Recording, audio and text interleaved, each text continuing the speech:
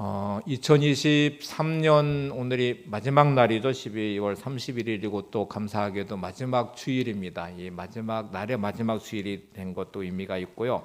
아마 이 시간을 보내는 여러분들은 감회가 새로울 것 같은데 일단 옆에 보시면 한 해 동안 수고 많으셨습니다. 인사 한번 나누시죠. 네. 이렇게 마지막 날에 여러분의 얼굴을 뵙는 게 너무 감사하고 또 이런저런 일도 많이 있겠지만 이 시간 예배자의 자리에 있다는 것도 참 감사한 거죠.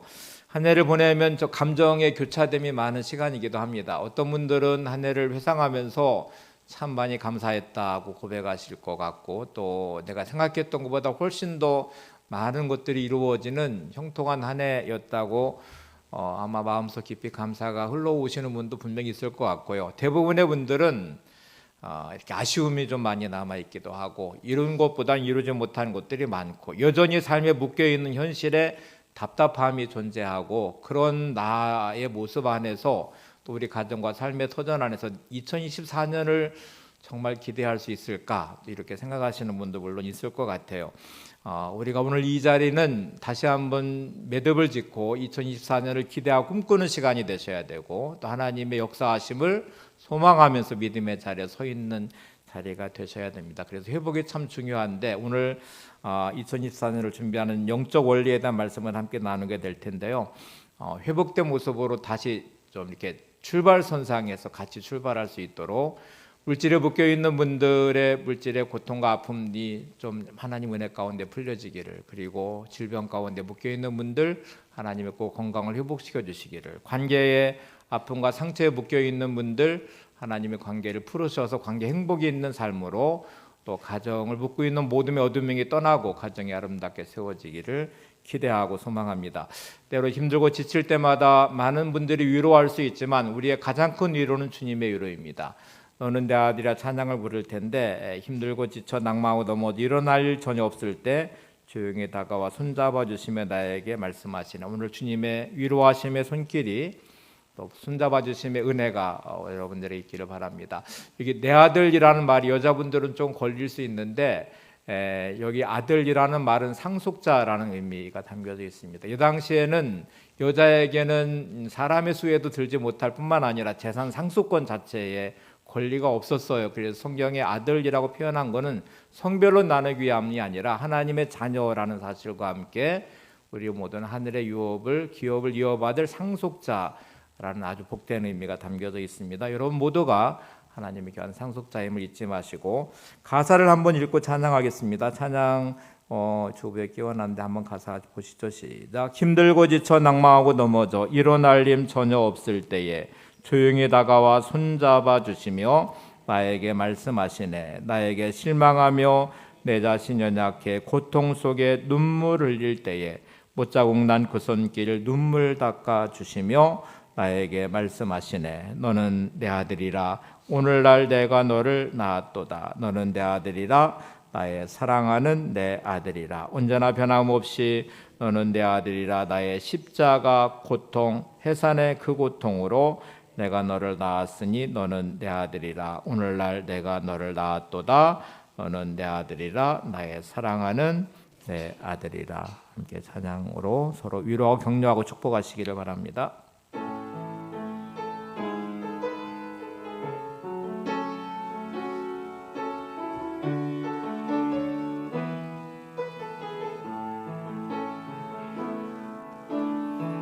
힘들고 지쳐 낭망하고 넘어져 일어날 힘 전혀 없을 때에 조용히 다가와 손잡아 주시며 나에게 말씀하시네. 나에게 실망하며 내 자신 연약해 고통 속에 눈물 흘릴 때에 못자국 난 그 손길 눈물 닦아주시며 나에게 말씀하시네. 너는 내 아들이라. 오늘날 내가 너를 낳았도다. 너는 내 아들이라. 나의 사랑하는 내 아들이라. 언제나 변함없이 너는 내 아들이라. 나의 십자가 고통, 해산의 그 고통으로 내가 너를 낳았더니 너는 내 아들이라. 오늘날 내가 너를 낳았도다. 너는 내 아들이라. 나의 사랑하는 내 아들이라. 네, 옆에 분 보시면 당신은 하나님의 상속자입니다. 네. 네. 어떤 분이 세상 속에서 이렇게 삶을 살아가다가 예수님을 만나고 신앙생활을 시작했습니다. 이분에게는 많은 변화들이 생겼는데 그런데 끊지 못하는 게 하나가 있었어요. 그거는 로또 복권을 사는 것이었습니다. 늘 그는 세상 가운데 살아갈 때에 삶이 너무 힘들고 지치고 또 답이 보이지 않는 현실의 답답함에 로또 복권은 늘 희망이었습니다. 사면서 다음 주에 이게 당첨이 되면 나는 이런 인생이 되고 싶어, 이렇게 막 1등에 당첨된 꿈을 꾸면서 그거로 위안 삼아서 살아갔던 이분이 예수님을 만나고 예수님이 나의 소망 되심도 알게 되고 또 믿음으로 산다는 것은 요행을 바라지 않는 것임도 알게 됐어요. 그래서 로또 복권을 사는 거를 이게 좀 잘못된 게 아닌가를 생각을 하다가 어느 날 성경을 읽고 로또 복권은 성경적이다 하고 확신을 갖게 됐는데 이 성경 구절 때문이었다고 그래요. 창세기 12장 4절 보세요. 이에 아브라함이 여호와의 말씀을 따라갔고 롯도 그와 함께 갔으며, 성경에 로또가 나오니까 이거 성경적이다 라고 생각했다고 하는데 심각하게 받아들이지 마십시오. 유머입니다. 오늘 아브라함과 롯의 이야기를 하려고 이 유머를 좀 끌어왔어요.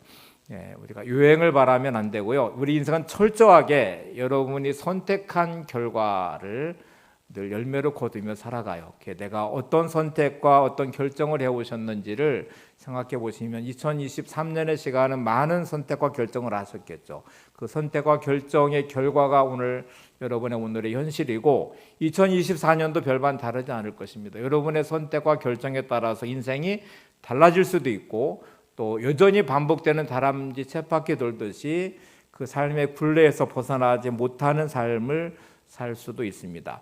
오늘 아브라함과 롯의 인생을 들여다보려고 하는데 출발은 정말 둘은 멋있었어요. 하나님의 약속의 말씀을 붙잡고 믿음의 결단을 하면서 고향과 친척과 아버지의 집을 떠났습니다. 이 떠날 때에 아브라함과 롯은 동행을 했습니다. 롯은 부모님 일찍 돌아가셔서 이제 작은 아버지이죠. 아브라함을 의지하면서 그의 인생을 시작했고 아브라함의 떠남은 철저하게 말씀을 붙잡고 하나님 약속을 따라서 고향과 친척과 아버지의 집을 떠났습니다. 가나안 땅에 왔을 때에도 아브라함과 롯은 같이 있었어요. 그런데 오늘 말씀은 아브라함과 롯이 드디어 이제 갈라지기 시작했는데 서로 바라보는 게 달랐고요.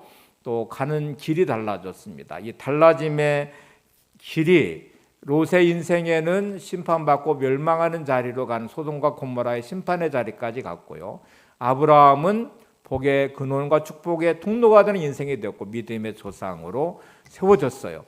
같이 떠났고 같이 약속의 땅에 왔는데 왜 이 둘은 이렇게 운명이 갈라졌을까? 오늘 본문이 갈라짐의 나눠짐의 시점을 우리한테 보여주고 있는데 그 선택에 따라서 롯의 인생과 아브라함의 인생은 완벽하게 달라졌습니다. 하나는 저주받은 인생으로, 하나는 가장 복된 인생으로 형통한 삶으로 세워졌습니다.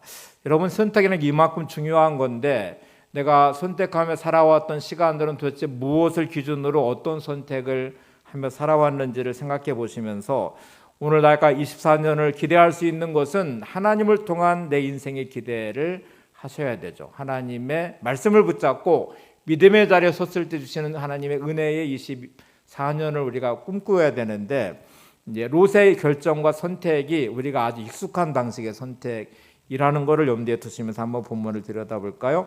창세기 13장 10절에 보시면 이렇게 말합니다. 이에 롯이 눈을 들어 요단을 바라본 적, 바라본 것도 차이가 나기 시작했어요. 롯의 선택의 바라봄의 기준은 자기 자신이었죠. 자기가 가진 경험이었고, 눈으로 보는 좋은 땅을 향하여, 특별히 목축업을 하고 있는 이들에게는 목초지와 물이 정말 생명같이 귀중한 것이었고, 그게 보여지는 좋은 땅으로 선택했습니다. 아브라함의 바라보는 시선은 조금 달랐어요. 하나님이 보게 하시는 바를 보는 믿음의 시선이 그에게 있었습니다. 14절로 가보시면 이렇게 말씀해요. 여호와께서 아브라함에게 이르시되 너는 눈을 들어 너 있는 곳에서 북쪽과 남쪽 그리고 동쪽과 서쪽을 바라보라. 롯은 자신의 눈을 들어 바라보는 땅을 향하여 출발했고, 아브라함은 머물러 있는 그 약속의 땅에서 하나님이 보여주시는 바를 보는 믿음의 눈을 갖기 시작했습니다. 너는 눈을 들어 너 있는 곳에서 북쪽과 남쪽 그리고 동쪽과 서쪽을 바라봐. 일단 바라본다는 말은, 여러분은 이제 내가 바라봐 기대한다는 말이고, 소원이기도 하고 가치관이기도 하고요. 또 내가 무엇을 위해 사느냐 하는 자기 어떤 영적 기준이 될 수도 있고 영적 실력이기도 합니다. 여러분이 내가 어떤 기준으로 어떻게 나의 삶의 현실을 바라보며 나의 미래를 바라보고 있는지를 생각해 보셔야 되는데, 오늘 본문이 이렇게 갈라지게 된 이유는 발단은 아브라함의 목자와 롯의 목자가 다툼이 일어나면서부터였어요. 그러니까 같이 출발해서 가나안 땅에 왔는데 점점점 재산이 많아졌는데, 특별히 양떼와 숫대가 많아지면서 목초지가 한정돼 있고 부족했어요. 그러니까 아브라함의 목자와 롯의 목자가 서로 이 목초지와 물을 가지고 싸움이 시작됐고, 더 이상 함께할 수 없는 지점까지 왔습니다. 그러니까 아브라함이 이제 이 선택의 자리에서 이렇게 제안을 합니다. 이 제안이 아주 중요한 기준이 되고 있어요. 창세기 13장 8절 9절을 같이 보겠습니다. 아브라함이 롯에게 이르되 우리는 한 친족이라 너나 나나 너나 내 목자나 내 목자나 서로 다투게 하지 말자. 내 앞에 온 땅 있지 아니하냐. 나를 떠나가라. 내가 좌하면 나는 우하고 내가 우하면 나는 좌하리라. 여러분, 지금 아브라함이 이 제안하고 있는 내용을 잘 보세요. 우리는 보통 선택의 자리에 딱 서는 순간에 내가 가진 기준이라는 게 있어요. 이해관계 얽혀 있고 이익이 눈앞에 있으면 많은 사람들은 그거를 놓치고 싶지 않고 손해보고 싶지 않고 양보하지 않으려고 합니다. 더더군다나 양떼와 소떼가 있는 이들에게는 목초지가 또 물이 너무너무 중요하죠. 이거를 양보한다는 것은 결국 내 모든 재산을 포기한다는 의미가 되고, 손해가 눈앞에 뻔히 보이는데 그 권리를 내주는 것과 같은 것이잖아요. 더더군다나 아브라함 입장에서는 롯이 조카예요. 그리고 이 당시에는 결정권자가 더더군다나 이제 연장자에게 있는 것이며, 부모 역할을 하고 있는 아브라함이 결정권자의 우선순위권이 일단 주어져 있습니다. 그런데 이 권리를 내려놓고 있어요. 서로 다투게 하지 말자는 명분을 가지고 아브라함은 이렇게 제안합니다. 온 땅이 너 앞에 있는데 내가 좌하면 나는 우하고 내가 우하면 나는 좌할 것이다. 이렇게 선택권을 보여내주고 있어요. 여러분은 어떠신 것 같아요? 내가 살아오면서 눈앞에 보이는 이익 앞에서 내가 손해를 감수하면서 양보할 수 있는 마음이 내게 있었을까? 또 눈앞에 뻔히 보이는 계산이 되는 상황에서 내가 이거를 양보하면 분명히 손해를 보고 피해를 입을 것인데, 이거를 내가 정말 그거를 감내하면서 양보할 수 있을까? 이렇게 생각해 보시면 쉽지 않은 거죠. 이 결정을 내린다는 게. 근데 아브라함은 어떻게 이게 가능했을까 하는 질문을 해보시면 딱 하나밖에 답을 찾을 수 없어요. 하나님의 약속 때문이었어요. 아브라함의 출발 자체가 눈앞에 보이는 이해관계를 계산하거나 또는 내 머리로 경험으로 뭐를 판단하지 않았고요. 75세의 나이에 고향과 친척과 아버지의 집을 떠나는 그의 출발 자체는 딱 하나, 하나님의 말씀 때문이었습니다. 하나님의 약속을 붙잡고 출발했고요. 그렇게 도착한 땅이 가나안이었고, 가나안 땅에 문제가 생겼을 때에 아브라함의 기준은 여전히 하나님의 말씀이었고 하나님의 약속이었습니다. 그래서 그 말씀과 약속을 붙잡으니 때로 손해를 볼 수도 있고 양보를 할 수도 있고 때로는 용납도 가능할 수 있죠. 여러분은 어떤 선택과 결정을 내릴 때에 내 눈에 보이는 이해관계, 머리로 계산되는 계산, 내 경험으로 판단되는 나의 상식과 계산으로 여러분은 결정하시는지, 아니면 하나님을 바라보고 하나님의 시선을 한번 느껴보고 말씀을 붙잡고 이 기준 안에서 내 삶을 선택과 결정을 해오셨는지를 일단 점검을 해보셔야 돼요. 그러면 지금 나의 영적 상태와 믿음의 실력을 확인할 수 있고요, 영적 수준이 어느 정도인지도 확인할 수 있고 내 신앙의 상태도 확인해 볼 수 있습니다. 마치 정밀 검사하고 건강 검진하듯이 내 상태를 일단 점검하셔서 2024년의 시간을 준비할 수 있습니다.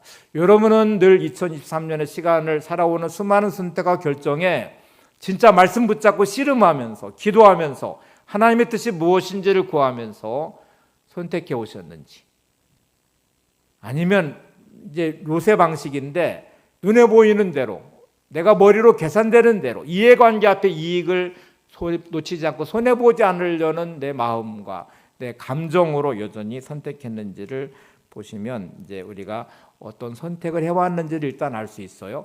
자, 롯에게는 왜 문제가 생겼을까? 이 선택의 자리에 롯의 선택을 한번 보시죠. 창세기 13장 10절입니다. 롯은 이제 그 순간에 이렇게 선택을 합니다. 이에 롯이 눈을 들어 요단 지역을 바라본즉 소알까지 온 땅에 물이 넉넉하니 여호와께서 소돔과 고모라를 멸하시기 전이었으므로 여호와의 동산 같고 애굽 땅과 같았더라.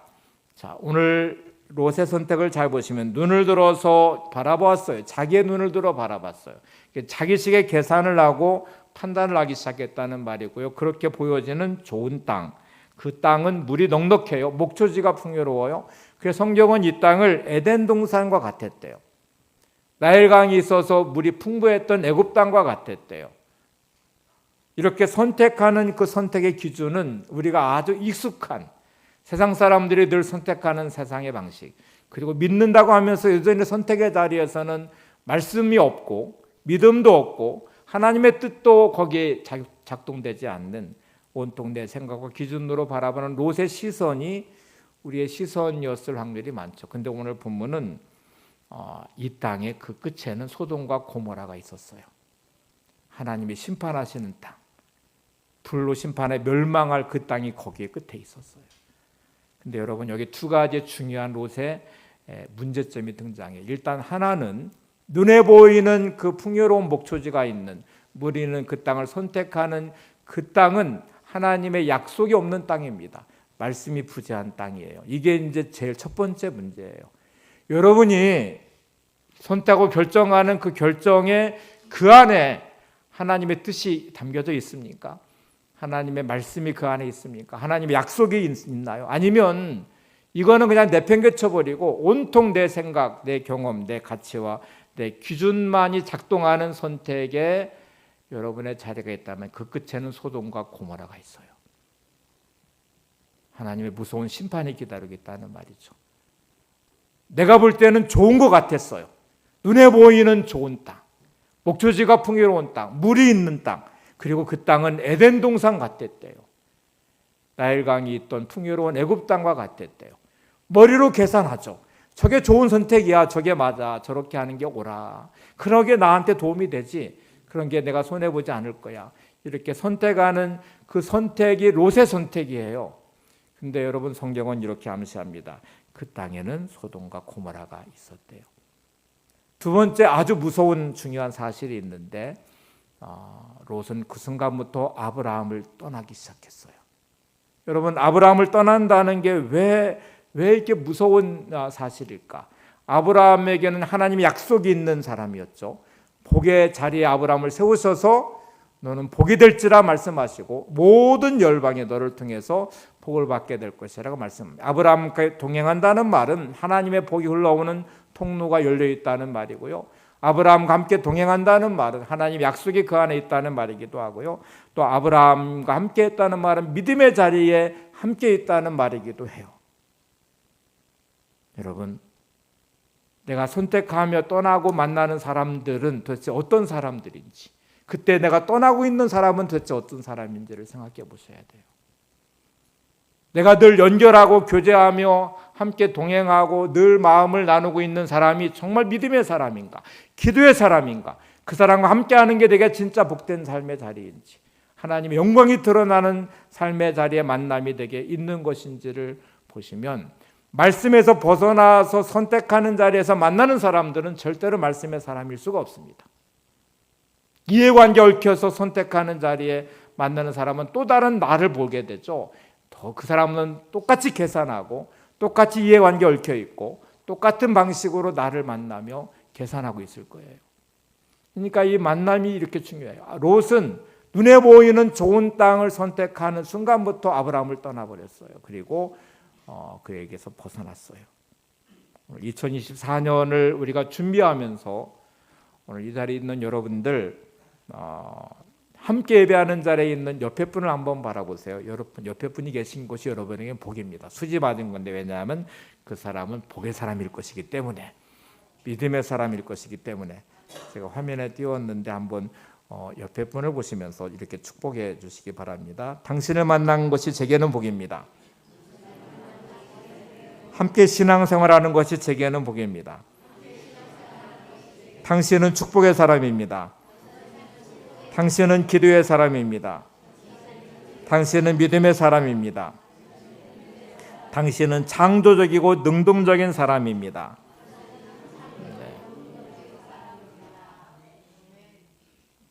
분명히 그런 사람일 건데 아마 마음으로는 동의가 안 되실 확률이 많아요. 절대로 그런 사람이 아니에요.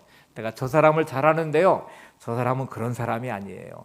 제가 함께 있는데 얼마나 힘든지 아세요? 뭐 이렇게 이제 그리고 부부가 같이 앉아 계신 분들은 더더군다나 그러실 수도 있을 것 같아요. 근데 여러분, 이 선언이 왜 이렇게 중요하냐면, 우리가 믿음으로 지금 선언하고 그분을 이렇게 축복하는 것이잖아요.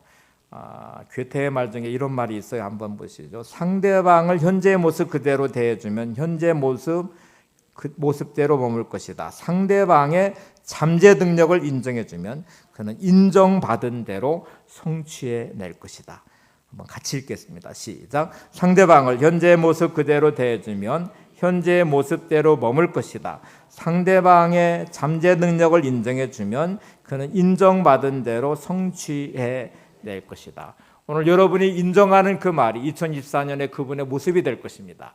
그렇게 변화되는 은혜를 누리게 될 것입니다. 다시 전 화면으로 한번 넘겨줘 보세요. 같이 한번 이제 처음부터까지 보고 옆에 분을 축복하시면서 고백하죠. 시작. 당신을 만난 것이 제게는 복입니다.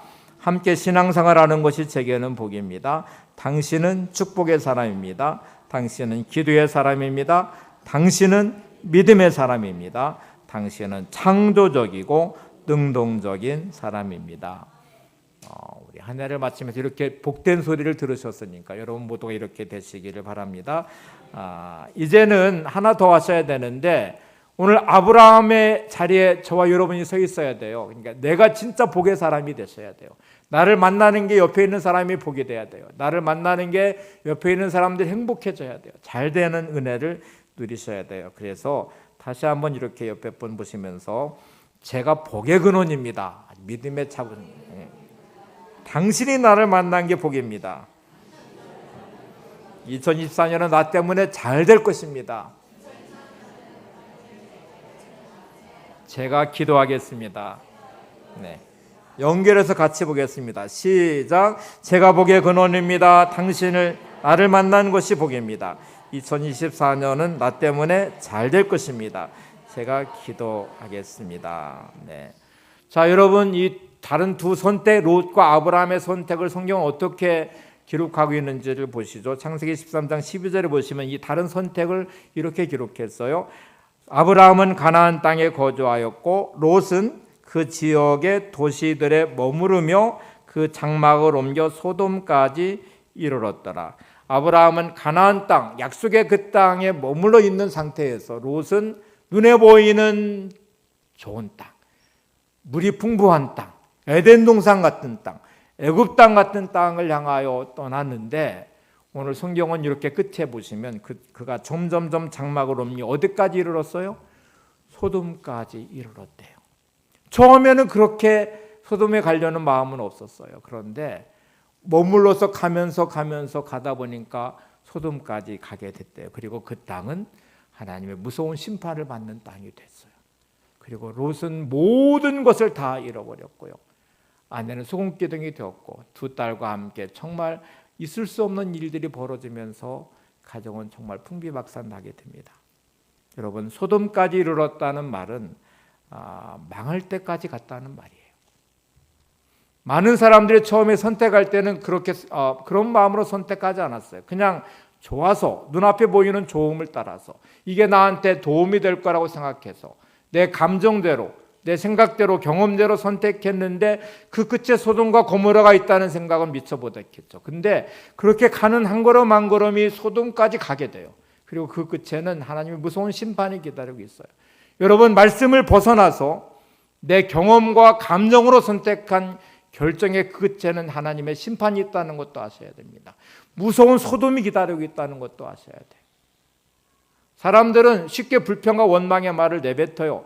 감정이 그러니까, 저 사람이 못마땅하니까, 일이 잘못됐으니까. 근데 한번 내뱉은 그 말은 꼬리에 꼬리를 물어요. 그리고 나중에는 돌이킬 수 없게 돼요. 거기까지 가고 싶지 않았어요. 부부가 이런저런 불평과 불만으로 말을 하기 시작했는데 처음에는 그냥 자기의 불평 한마디 했던 게 부부싸움이 되기 시작했어요. 아주 극단적인 데까지 흘러가는 경우도 많아요. 내가 하는 불평과 원망의 말이 별것 아닌 것처럼 한번 시작했던 그 말에 사단이 미끼처럼 물어서 나를 온통 지옥같이 만들어버려요. 사단은 분열의 영이거든요. 갈등과 분열을 만들어서 계속 하나님께로부터 떨어뜨리고 말씀에서부터 벗어나게 하고 모든 것을 망가뜨리는 게 사단의 역사예요. 별것 아닌 것 같은 그 첫 발걸음이 나중에는 돌이킬 수 없게 되어버려요. 이스라엘 백성이 가나안을 정탐하고 와서 12명의 정탐꾼의 보고가 있었어요. 여호수아와 갈렙의 보고는 믿음의 보고를 하면서 하나님이 주신 땅이라는 믿음의 언어를 말했어요.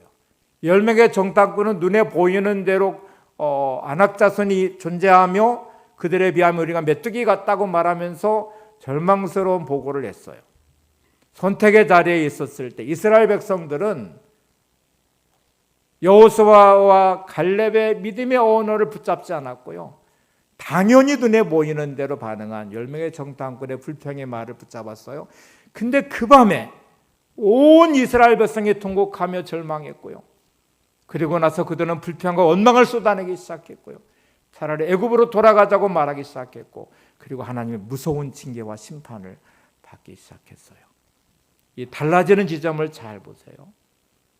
별것 아닌 것처럼 생각했던 말 한마디로 시작하는, 여러분이 눈에 보이는 대로 반응하는 그 반응, 결정이 그 끝에는 소돔과 고모라가 있어요. 오늘 여러분은 어떤 선택을 하고 계십니까? 내가 믿음을 가졌다는 말은 내 삶의 변화를 시작했다는 말이에요. 눈에 보이는 대로 보지 않고 믿음의 눈으로 보겠다는 말이에요. 세상의 방식으로 결정하지 않고 말씀 붙잡고 믿음의 결정을 하겠다는 것이에요. 근데 내가 믿는 사람이래요. 말씀이 내 안에 있대요. 근데 그의 언어는 말씀이 없어요. 그의 행동에는 말씀이 없어요. 그의 선택에는 말씀이 없어요. 말씀의 부재가 존재하는 삶의 자리의 선택은 끝없는 롯의 선택을 합니다. 눈에 보이는 대로 좋은 거를 향하여 머리로 계산된 손해보지 않는 방식으로 척박한 땅에 머물러 있는 아브라함의 선택을 하지 않아요. 아브라함의 선택이 가능할 수 있는 유일한 이유가 있다면 하나님의 약속이고 말씀이에요. 하나님을 바라보는 믿음의 시선이에요. 여러분, 내가 예수 믿고 뭐가 달라졌을까? 무엇이 변화됐을까? 삶의 어떤 부분이 변화가 일어났을까? 내 삶의 방식이 바뀌어졌습니까? 여러분의 언어가 달라졌습니까? 여러분의 결정의 기준, 선택 기준이 달라졌습니까? 롯의 방식에서 아브라함의 방식으로 변화가 일어났습니까? 사도 바울을 생각해 보시면 예수님을 만나기 전에 사도 바울은 똑똑한 사람이었어요. 가마리알 문화에서 최고의 율법과 공부를 했던 사람이고 장래가 촉망되어 있는 젊은이였어요. 바리새파 중에 바리새인. 그의 가문이 아주 부유한 집안이었고 로마의 시민권자였어요. 그는 자기의 오름의 길을 따라서 예수 믿는 사람을 핍박하기 시작했고 배척하기 시작했습니다. 그런데 다메섹 도상에서 예수님을 만난 후에 바울은 달라졌어요. 그의 이름이 바뀐 것뿐만 아니라 삶의 방식이 달라졌고요. 눈에 비늘 같은 것이 떨어지면서 다른 것을 보기 시작했어요. 그렇게 핍박했던 예수 그리스도를 구주로 영접하고 복음을 전하는 자가 되었습니다. 개처럼 취급했던 이방인들에게 복음을 전하고 그들의 사도가 됐습니다. 세상이 전부인 것처럼 여겼던 모든 것들을 배설물처럼 여기며 자기의 주어진 삶을 사명으로 세워갔습니다. 여러분에게는 예수님을 만나고 이런 가치의 변화가 일어났습니까? 바라보는 시선의 변화가 일어났습니까? 약속을 붙잡고 믿음에 서 있는 아브라함을 향해서 주님은 말씀하시고 하나님은 그에게 다가오셔서 눈을 들어서 바라보라고 말씀하세요. 너 있는 땅을 동서남북을 다 바라보게 하신 다음에 그에게 하나님이 주신 비전을 다시 주십니다. 이 땅을 너와 내 자손들에게 주시겠다고 말씀하시고 티끌을 셀 수 있을 만큼 너의 자손들도 샌다. 이 말은 티끌은 셀 수가 없죠. 그러니까 자손들이 얼마나 되는지 하나님이 주시는 그 풍요로움의 자손의 복도 말씀하고 계시잖아요. 오늘 여러분 내게 주어진 환경을 여러분은 바라보신다면 한숨 지을 수도 있고 낙심할 수도 있고 절망할 수도 있죠. 이 시선으로 2024년을 기대할 수 있나요? 내게 주어진 삶의 자리에 묶여있는 현실 앞에서 꿈꾸어 보았는데 우리는 늘 알죠. 반복되는 일상의 시간들 안에 여전히 풀리지 않은 숙제 같은 나의 삶이 결박처럼 나를 묶고 있고 어떤 분들은 물질의 문제가 계속 반복돼서 사람들이 쳇바퀴 돌듯이 그 문제를 평생 끌어안아요. 어떤 분들은 질병의 결박에 묶여서 신음할 수도 있어요. 어떤 분들은 관계의 결박에 묶여서 여전히 고통스러워할 수도 있어요. 이 결박을 끊어낼 수 있는 것은 내가 아니거든요. 하나님이 끊어주셔야 되는데 우리는 여전히 내 시선은 롯의 시선에서 벗어나지 않아요. 눈에 보이는 것을 향하여 내 방식대로 내 경험을 바탕으로 삶을 늘 살아요. 꿈꿀 수 없는 현실 앞에 여러분 꿈꿀 수 있는 유일한 근거는 하나님이어야 됩니다. 믿음이어야 돼요. 믿음을 통해 바라보는 시선이어야 돼요. 한 가난한 농촌에 태어난 한 분이 있었는데 아버지가 머슴이었어요. 너무너무 가난하고 농촌의 삶이 공핍하고 그래서 그는 여기서는 도저히 희망이 없겠다. 그래서 이제 가출을 해서 상경을 해서 서울에서 구두 닦기를 시작했어요. 머물 곳이 없어서 자기를 받아주는 교회를 찾았어요. 그래서 교회 장의자에서 밤에 잠을 자고 아침에 일어나서 구두 닦기 일을 하고 그러면서 이제 생활을 하기 시작했는데 목사님 허락을 받아서 교회에서 잠을 자니까 새벽 기도를 안 할 수가 없잖아요. 새벽마다 이제 불이 켜지니까 잠자다가 일어나서 새벽 기도를 시작했어요. 타이반 시작했던 기도가 그의 간절함으로 바뀌어서 하나님을 만나고 은혜를 받으면서 꿈꿀 수 없는 자기 현실의 하나님을 통해서 꿈을 꾸기 시작했어요. 그래서 하나님 저 공부하고 싶어요. 저에게 꿈을 주세요. 그래서 그는 공부하면서 독학하고 또 야학을 해서 중고등학교 과정을 다 마치게 되고 대학을 가야 되는데 자기가 농촌에서 자라서 농촌의 그 궁핍함과 참담한 현실을 알아서 하나님 제가 농촌을 변화시키고 싶어요. 하나님이 저를 써주시면 제가 농촌을 바꿔보고 싶어요. 그래서 계속 공부를 하고 싶었는데 공부를 하다 보니까 가장 농촌이 발달되어 있고 잘 사는 나라가 덴마크라는 나라더래요. 그래서 하나님 저를 덴마크로 유학을 보내주세요. 새벽마다 그의 기도는 덴마크였습니다. 덴마크로 유학 돈도 없고 백도 없고 줄도 없고 아무것도 없지만 하나님의 백을 의지하면서 꿈꾸면서 기도를 했어요. 그러다가 그런 용기를 내서 영어 사전을 뒤적이면서 덴마크에 있는 누군가에게 편지를 보냈는데 그것이 덴마크의 국왕이었습니다. 덴마크라는 나라는 국왕이 존재했고 그래서 편지를 써서 프레드릭 9세 국왕 코펜하겐 덴마크 이렇게 써서 편지를 붙였어요. 이상한 편지잖아요. 뜬금없이 이제 덴마크 국왕이 보낸 편지인데 이제 대사관에서 이 편지를 보고 또 덴마크로 보냈고 그리고 정말 기적같이 국왕에까지 편지가 전해졌어요. 40일 만에 덴마크 국왕 보좌관으로부터 연락이 왔는데 전액 국비로 공부할 수 있도록 장학금을 주겠다는 연락과 함께 비행기 티켓까지 넣어서 보내왔어요. 그래서 덴마크에 가서 공부하고 이스라엘에서 공부하고 건국대학교 교수가 된 유태영 박사님 이야기예요. 이분이 공부를 마치고 한국에 돌아왔을 때 박정희 대통령이 농촌에 대한 어떤 계획에 대한 질문을 했어요. 그래서 새마을운동을 제안했고 새마을운동을 시작한 분이 유태영 박사님이세요. 여러분, 머슴의 아들로 태어나서 꿈과 비전을 가질 수 없는 척박한 현실 앞에 굴하지 않고 하나님을 통해 계속 꿈을 꾸었던 한 사람, 그리고 새벽마다 부르짖어 기도하며 하나님의 은혜를 구했던 한 사람, 하나님이 그렇게 길을 열어주셨고 우리나라의 농촌의 변화를 일으키는 중심에 서서 그 역할을 감당하게 하셨습니다. 여러분은 지금 어떤 꿈을 꾸고 계신가요?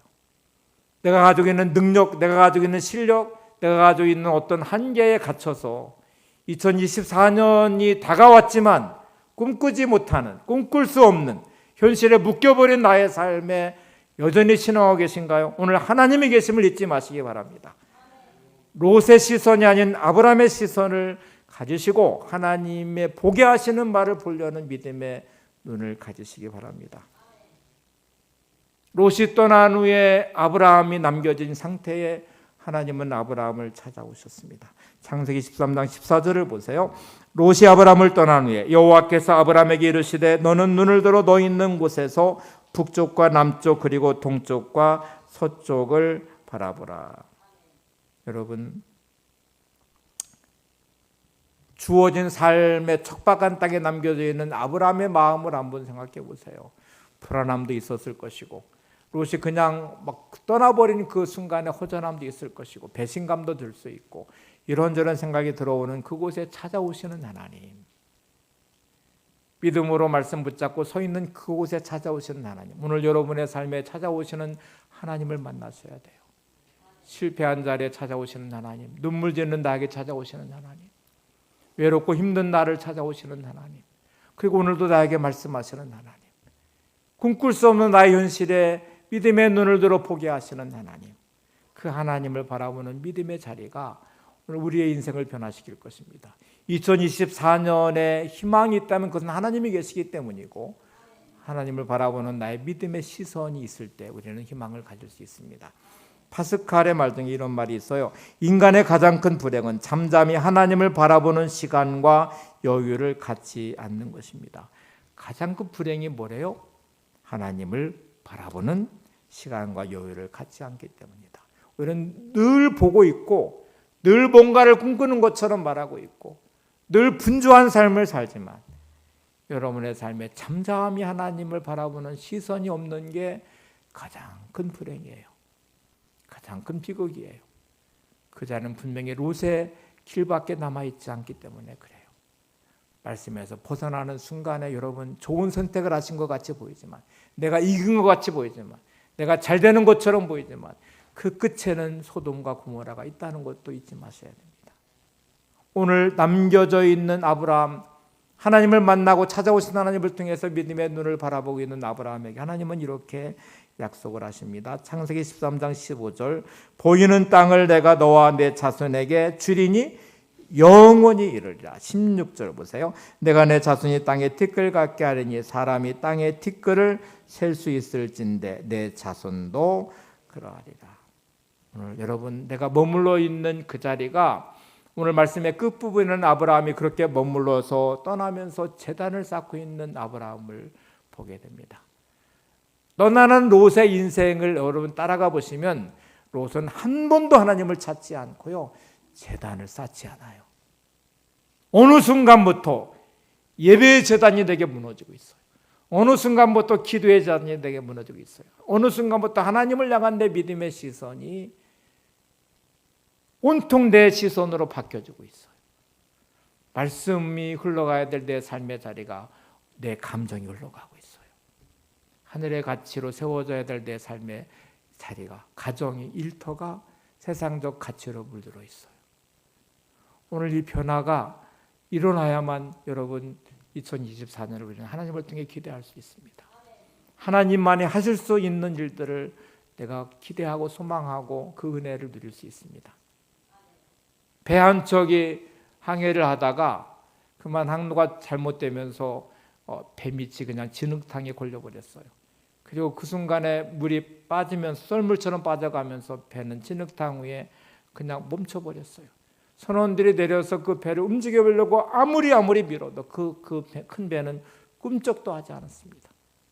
몸은 지쳤고 온통 옷은 다 진흙으로 다 뒤덮여져 있고, 그리고 그렇게 끝난 것 같은 그 순간에 밀물이 밀려오기 시작했고 밀물은 그 배를 띄웠어요. 그리고 항해를 시작했어요. 많은 분들의 인생이 마치 진흙탕에 널브러진 배와 같이 내 생각과 경험으로 항해하는 내 인생의 행로가 어느 순간에 탁 걸려버렸어요.